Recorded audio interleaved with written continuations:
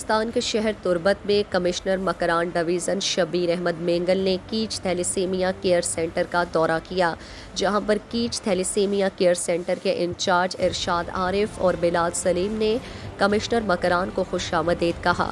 انہوں نے کمشنر مکران شبیر احمد مینگل کو کیچ تھیلیسیمیا کیئر سینٹر کے بارے میں بریف کیا کہ مکران ڈویژن کے 300 بچے رجسٹرڈ ہیں جنہیں مفت خون فراہم کیا جاتا ہے۔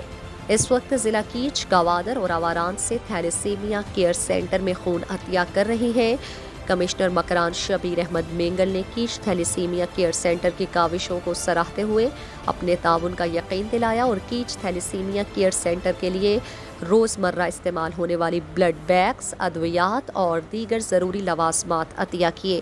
اس موقع پر ڈویژنل ڈائریکٹر لوکل گورنمنٹ سے ظہور الحسن بلوچ اور اعجاز احمد کمشنر کے ہمراہ تھے۔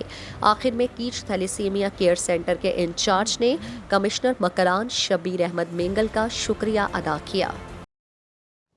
مزید دلچسپ معلومات اور خبروں سے آگاہ ہونے کے لیے Gedrosia point Facebook page, Instagram, Twitter کو فالو اور یوٹیوب چینل کو سبسکرائب کریں۔